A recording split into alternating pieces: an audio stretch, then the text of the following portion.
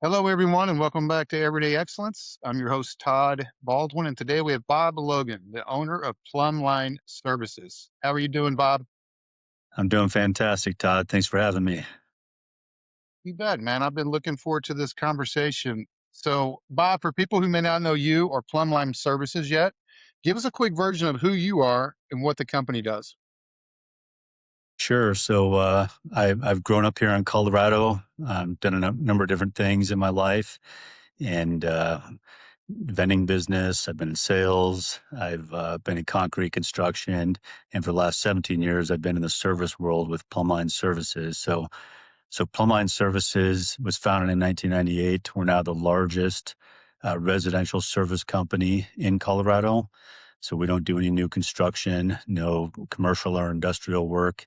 We're 100% residential service for homeowners, and we do plumbing, heating, cooling, electrical, and drains. Okay, and what you said Colorado. So, what areas, all areas do you serve in Colorado? Sure. So pretty much, if you're familiar with the area, we serve from Castle Rock all the way up to Fort Collins. Um, the northern Colorado area is 45 minutes to an hour north of Denver, and Castle Rock's just on the south side of Denver. And then we'll continue to expand down south as the years go on. Okay, yeah, that's a pretty big territory. So, like I had mentioned before, I love Colorado and love that area. So I'm curious, Bob, when you look back, what first attracted you to the plumbing business? Because I know you had mentioned you did lots of things beforehand. So what was your backstory there, and then why plumbing? Yeah, well, it was kind of an accident. Actually, it wasn't part of my plan. So the company I worked for before in the concrete construction world, we did residential foundations, and during the recession, uh, business went down by like 90% overnight. And anybody who lived through that understands that. So in late 2008, I started looking, and in 2009, February 2009, I joined Plumline. So the previous owner and his daughter and my daughter played soccer together. It just built a relationship. I knew what kind of company he had at that time. They were doing about $5 million, so a nice little service company. And but he was a great guy, good character, and I said, "Hey, I'm looking for a job." And I really thought it was going to be a temporary situation, and that I'd be going back to work for the other company that I still love to this day. And the owner's fantastic. We're great friends still, and here I am 17 years later. So ended up buying the business from Jeff, the original owner, in 2018 with the help of some financing through an organization called Wrench Group, and so it's been fantastic for 17 years.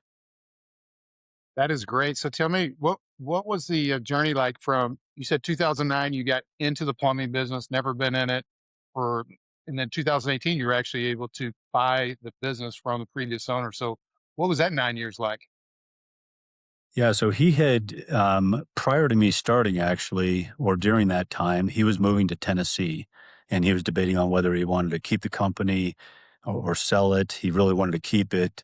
And so the reason he hired me was because he knew a little bit of my business background.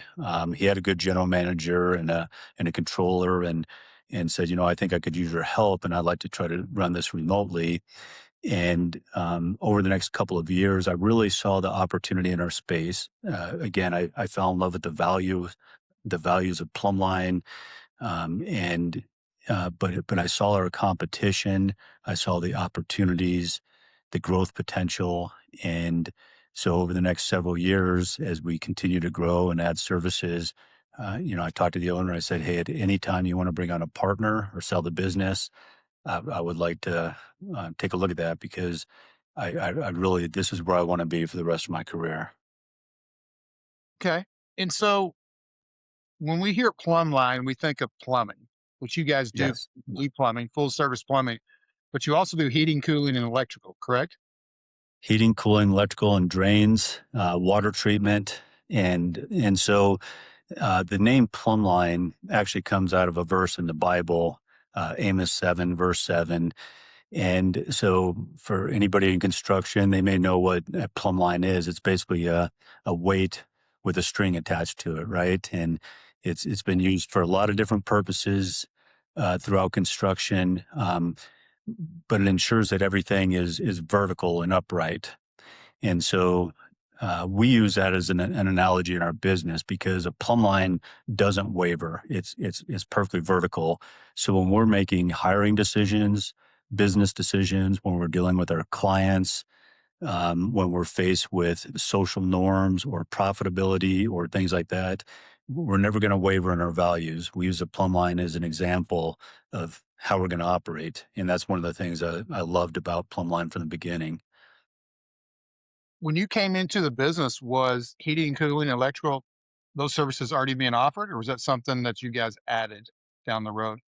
Heating and cooling was being offered. It was a recent addition to plumbing when I started, and then they were just starting electrical.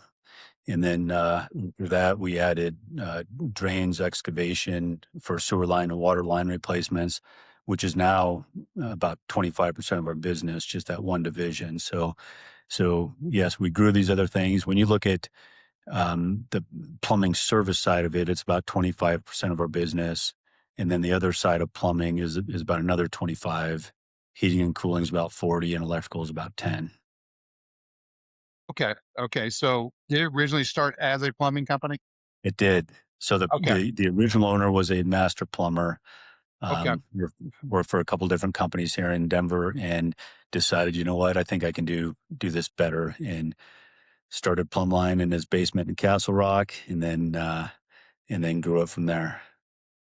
Sounds familiar. A lot. It sounds familiar as an early entrepreneur getting started, right? Starting in his basement. I can make this thing happen. So, Yes. um, well, I'm curious. So there's a lot of plumbing slash, let's say, home service companies out there, right? What makes Plum Line Services a different kind of home service company? You know, I think it really goes back to our culture and our core values. Um, aside from the plumb line and using that to make decisions, really our foundation is built on our six core values. First one being faith in Jesus Christ. Then you have ethics, character, excellence, leadership, and stewardship. And we not only have those on the wall, they're not just pretty pictures on a wall, but we use them in our trainings, in our conversations when we're doing one-on-one coaching, and they're really the foundation of who we are. So because of that, we have a very strong culture of people at all levels that take a lot of pride in the company, what we do, and how we go to market.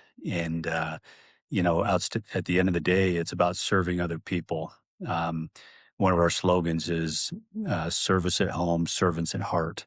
And if you don't have a servant's heart, you're not going to make it very long in Plumb Line because you really have to take your eyes off yourself and focus on the customer or focus on your teammates.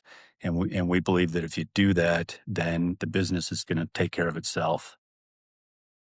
Okay, so culture, you mentioned culture, which is obviously huge in any organization, right? So when you're hiring, how do you hire for culture and not just skill? Yeah. So depending on the position we're hiring for, obviously some positions like the technicians need to have licensing. That's a requirement in Colorado. Um, or IT or a CFO. They have to have certain skill sets. But at the end of the day, it all comes down to character, and sometimes that's hard to find during an interview process. But um, but that's the majority of the conversation is character and ethics and doing the right thing. And again, it doesn't matter, if you're faced with a decision that you might lose money or make profit, if the right thing to do is going to lose us money, we're going to do it because we're looking at long-term relationships, and we got to go home at night and put our heads on our pillow and be able to sleep at night. And so, again, everybody in the company knows that at the end of the day, we're taking care of each other and we're taking care of our customers. And again, if we have a decision to make and we're unsure, always look at the core values, think about the plumb line and make a decision. And sometimes it's the right, most of the time it's the right decision. If it's ever the wrong decision, then we'll learn from it and move on from there. Sure. You mentioned So, customers, right? And obviously taking care of them, even if you say you may lose money on the job for whatever reason. So I love that because I think that'll come back to you tenfold, right? Could be referrals, could come back many ways. Just having the reputation could lead to a really good review. But what do you believe customers remember most after working with your team? you know, what they're going to remember the most is a customer service experience. And when they hire a company like ours, they expect us to be good technicians. They expect us to be able to fix the problem. And there's a lot of great companies out there, a lot of great technicians out there, but it's that outstanding customer service experience from the time we answer the phone uh, to the time we show up at the door, the whole experience while we're at their home, how we end that call. And if we have any warranties or make mistakes, stepping up and taking care of that. So, one thing I try to get across to every employee is that I don't really care if we charge $21 or $21,000. That's irrelevant. I want to win that client for life. I want to blow their minds with an outstanding customer service experience, because if we do that, they'll come back again because they will have additional needs. And not only that, they'll become raving fans. They'll post good reviews for us. They'll tell their neighbors and their friends. And that's how we're going to continue to grow and succeed. I like that because I we try to operate the same way. I believe it's on our site, best customer service on the planet. Uh, just take care of the client, and we'll typically have a really good shot at working with them for many, many years. So in our world, being a digital marketer, right, we're trying to create long-term partnerships where we work with clients for years. We have clients been with us 10 plus years. And I think a lot of that goes back to customer service. And when you take care of the client, even if things may not go according to plan, it will typically, in my opinion, give you the benefit of doubt and stay with you, right? And give you another opportunity to make things right or have you out in your case for maybe another job. So I love that customer focus. Um, Bob, let's jump into growth because you guys have had a big growth pattern. You said the company was around 5 million when you got involved. Is that right? Around 5 million in 2009. And then, Okay. uh, and then we grew to just over 20 million when I bought the company in 2018, and brought in some investors because I didn't, at that time, the company had grown to a size that I couldn't afford to do it on my own. Um, but that's where the Wrench Group comes into play, and they've been a blessing to me, not only as a financial resource, but mentors and support. And then since that time, we've grown the company north of $50 million, and should do $60 million plus this year. It's incredible. So 2009, we're now into 2026. So 5 million to projected 60 million. So Yes. uh, great job, Bob. That's you're way ahead of my growth projection right now, but that is awesome. So what are you focused on right now when it comes to growth? What are you guys doing to hit from 50 to 60? Well, again, it starts with making sure everybody's aligned with our mission and our vision and where we're going and what we're about, and hiring the right people. But we grew into northern Colorado 2 years ago, and we did that organically. And right now that's only about a little over 5% of our business, and we're going to continue to grow in northern Colorado. As we continue to grow, I'm looking more at acquisitions.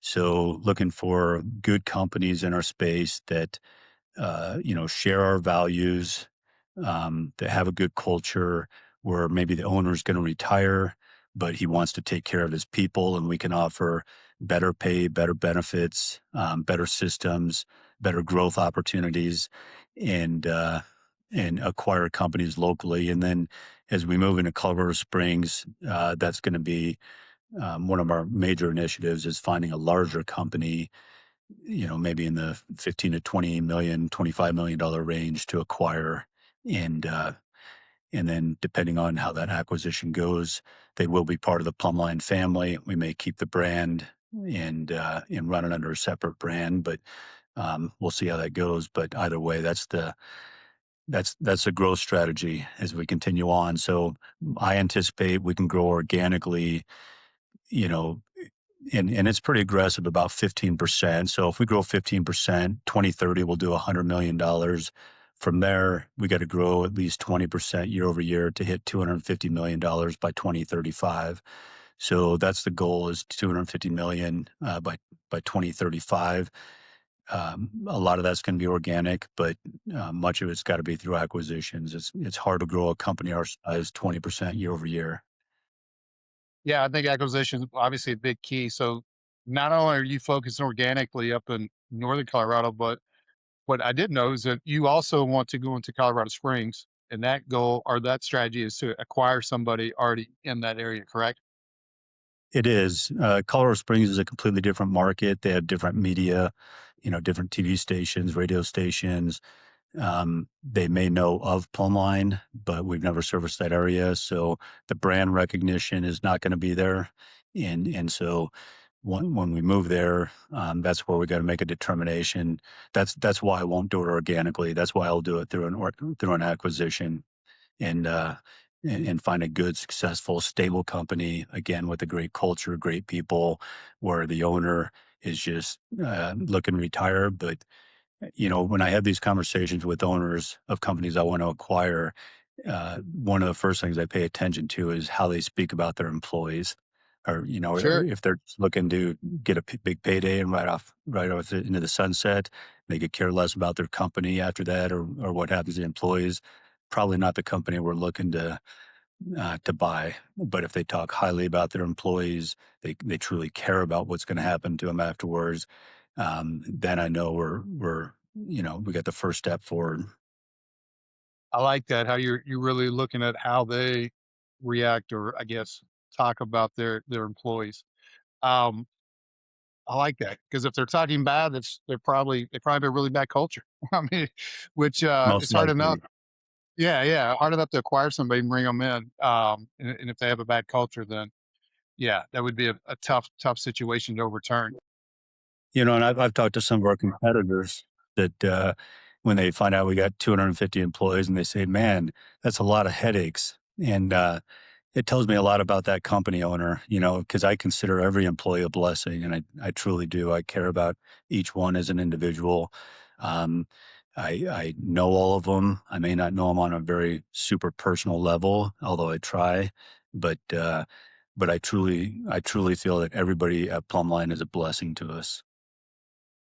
I love that, Bob, because 250 people, employees, that is a big organization. So to take the time and effort to actually try to get to know them and have a relationship with them is really cool. I think that speaks a big reason why you guys have had success. I think the culture is just so huge in growing. I'm curious because you've got huge visions of and goals. 250 million is a big number. How do you protect the quality of what you guys are doing while you're trying to scale? It's all about systems and processes, and you got to have those early on. And I think that's one of the biggest inhibitors to growth that business owners run into as they hit these ceilings at 5 million and 10 million and 25 million. Is most entrepreneurs are passionate about what they do. They're control freaks, and you need to be that person in the beginning, but at some point you got to give up that control. And so, as you start to give up that control, you got to make sure that the expectations are right, that the systems and processes are in place, and that you hire the right people and train the right people to do to fulfill your vision. And so quality control is a big thing. Again, I people hear me say this all the time at Plumline. I would rather stay a small company, and I've been saying this since we're $5 million. So I'd rather stay at $5 million and feel really good about the customer service experience and the quality of the work that we're doing, and have all of us go home at night and sleep well and know that we're doing a good thing for our clients, than go to 50 million or 100 million and ruin our reputation and be delivering crappy products and services. So again, it's something that's instilled within our culture, in our company, and we have processes for quality control as well to make sure that nothing slips through the cracks. Okay. No, I totally makes sense too. I can tell it's really important to you that you feel good about what you're doing and providing. Because you mentioned several times, I want to be able to lay down at night and go to sleep and feel good, right? That we're taking care of our not only our employees but our clients as well. Um, I want to switch gears a little bit. I want to talk a little bit about marketing. I'm a digital marketer, so I love hearing what's working, what's not with other businesses. Obviously, at 50 million, you guys, I'm assuming you have lots of what I call channels out there. And you mentioned Colorado Springs, different media. So, are you guys doing? I know you've got digital, you've got this website up, but are you guys doing a lot of TV and radio as well? We do. Um, a good portion of our budget, about 20% of our marketing budget goes towards TV and radio. Obviously, we do a lot of uh, pay-per-click and LSA. Um, you know as well as anybody how those costs have increased tremendously over the last few years. And, we try to focus mainly on branding, although we do a lot of call to action as well. And those costs per click are quite a bit higher. We do direct mail, billboards. So pretty much any kind of advertising medium you could think of, we're part of right now. So we analyze everything. We have data for everything, and some things are hard to quantify, like TV and radio are a little bit hard to quantify as far as what your return on ad spend is. But with the analytics that we have, I think we do a really good job, so we can shift money as necessary to the mediums that are working.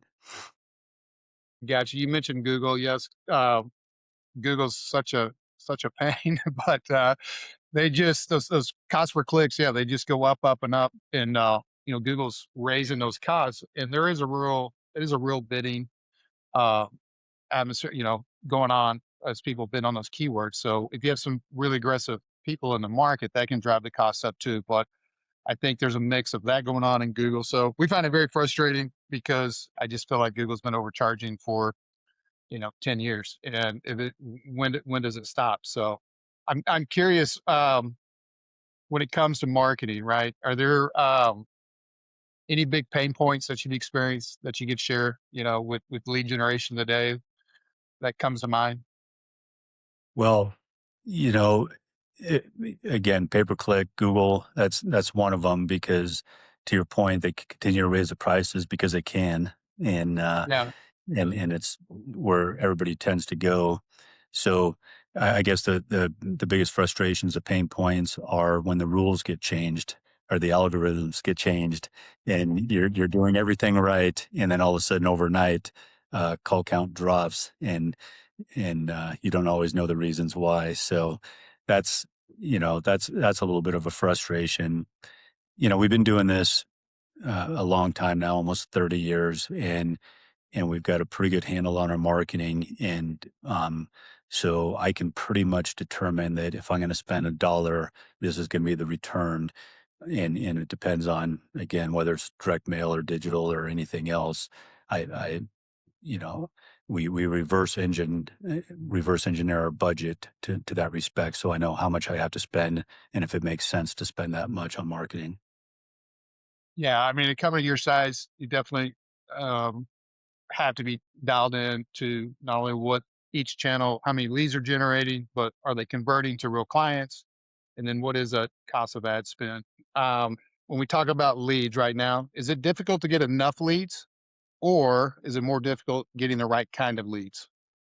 It's more difficult getting the right kind of leads. So, with for example, a big part of our business is heating and cooling. And in Colorado, we've had one of the most mild winters since I've lived here and I grew up here. Normally I would have been skiing 15, 20 times by now, and I've been 3 times. There's no snow, no cold weather. And so the demand just isn't there.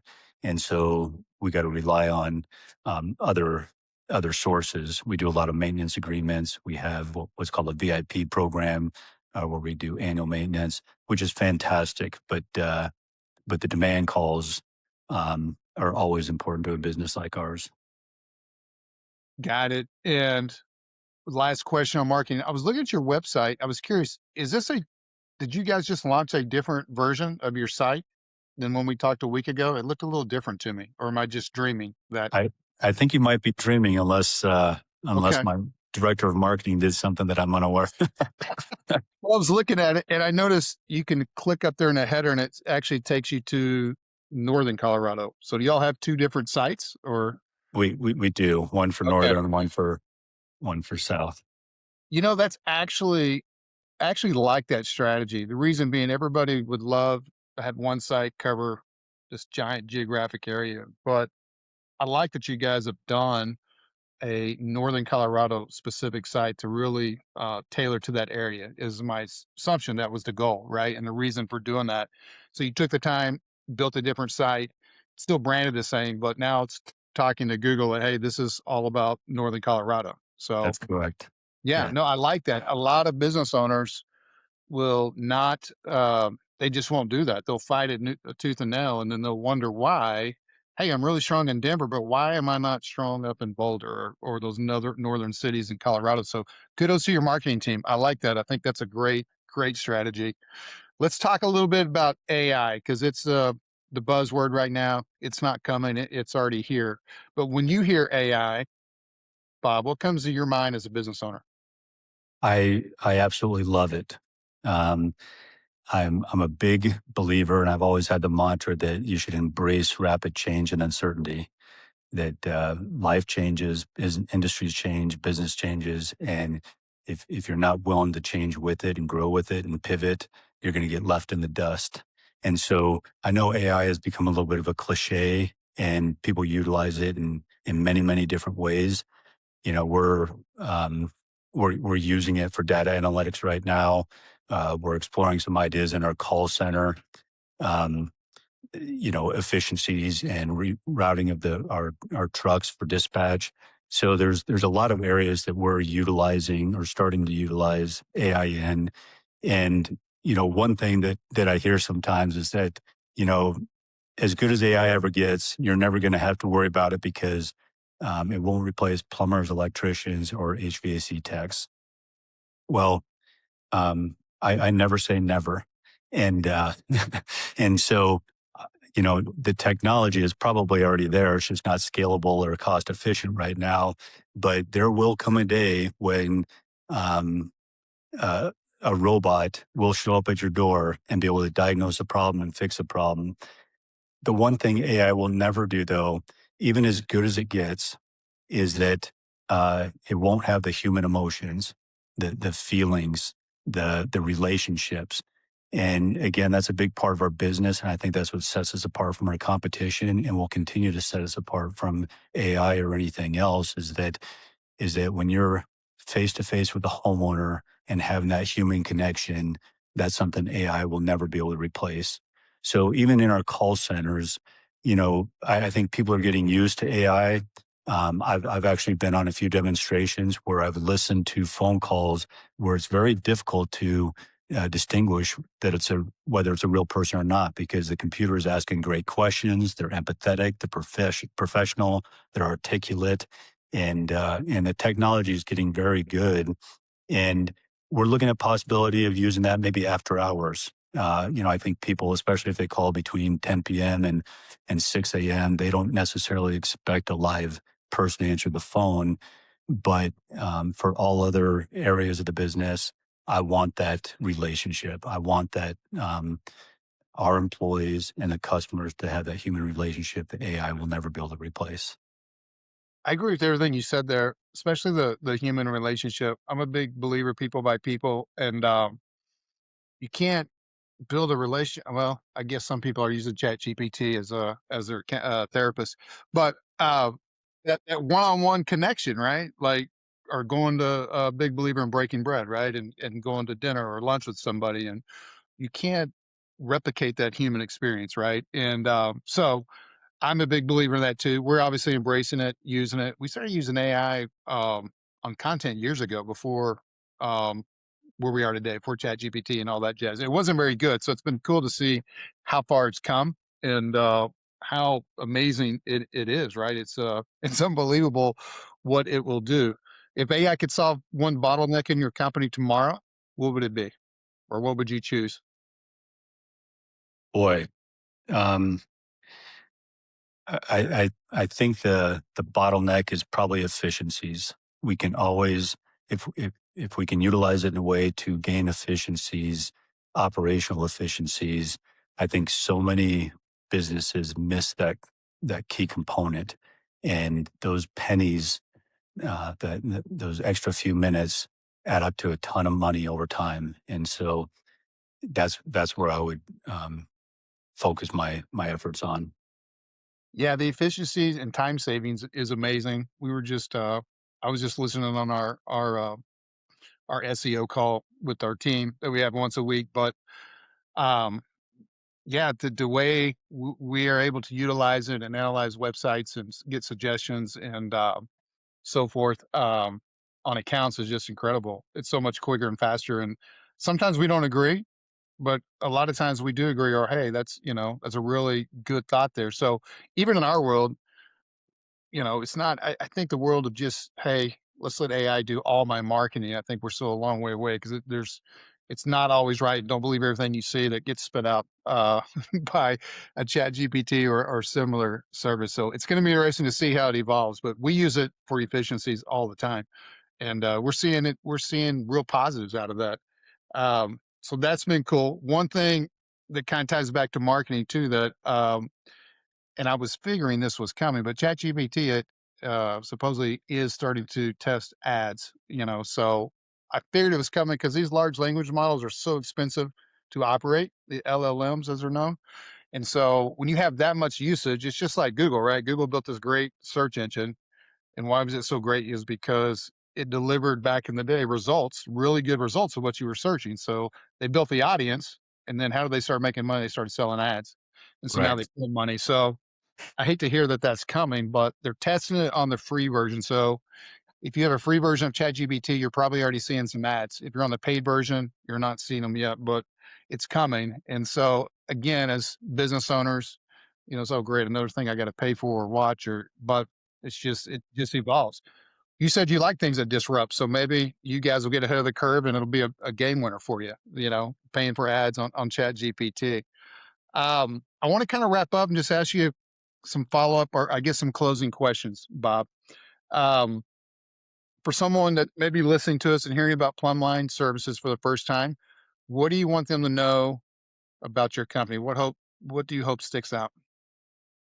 Yeah, I think more than anything that we're a company that truly cares about what we do. We take pride in the way we go to market and serve our clients, and and regardless of the service, plumbing, heating, cooling, electrical, we're there to take care of you. And so, again, if we do our job right, if we truly believe that, and we take care of the clients, the business will take care of itself. What are you most proud of right now? The thing I'm most proud of on a professional level in business is that I've surrounded myself with people who are better than I am in different areas of the business that can compensate for my weaknesses.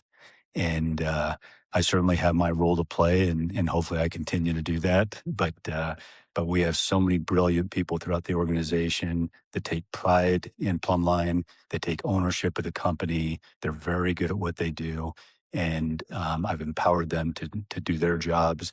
And like I said, they compensate for my weaknesses, and they rely on me when they need me.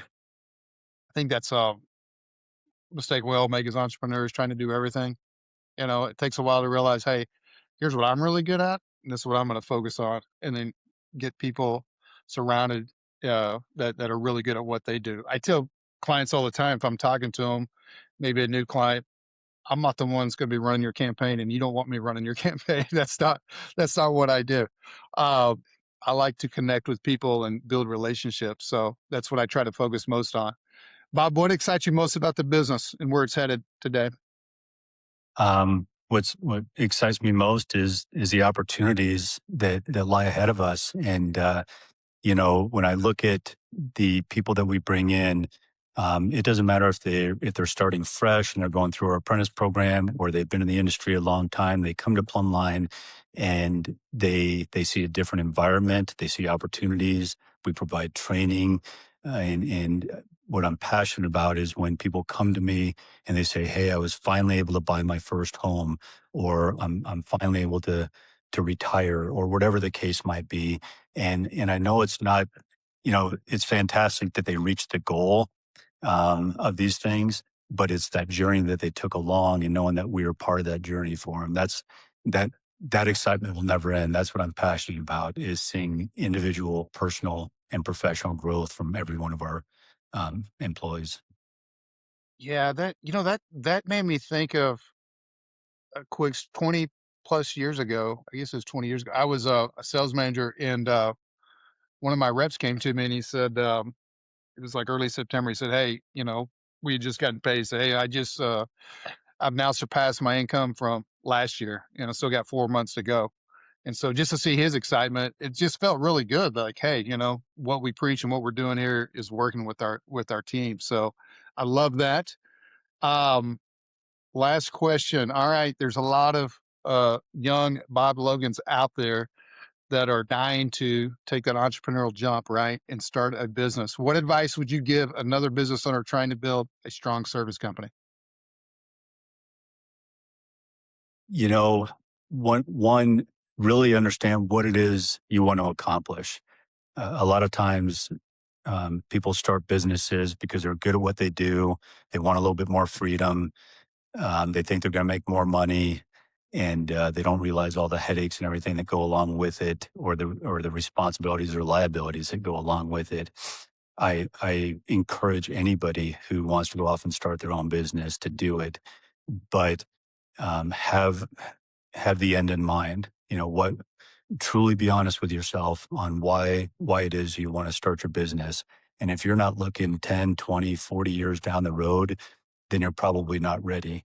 If you're just thinking, you know what, I've gone from job to job and maybe this is the next step, you're probably not going to be very successful at it. So figured out what it is you want, what do you want to accomplish, what your end game looks like, and then put together a plan of action to get there, and surround yourself with people who can help you. There's so many great mentors out there that are willing to help if you'll humble yourself, ask the right questions, and be willing to learn and change and grow.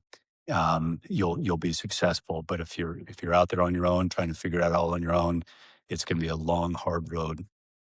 I love that, man. There are so many mentors. There's so many people out there that will help you if you'll just ask, right, and Yes. do some research to find out how can I get help. And I think mentors are important, vital, right? Because they've been there, done that, and they can save you a lot of time and a lot of times a lot of heartache and frustration. Absolutely. I Well, Bob, absolutely. yeah, and it's been so great visiting with you. Where can people learn more about Plum Line Services or connect with you? Sure. So they can go to plumlineservices.com.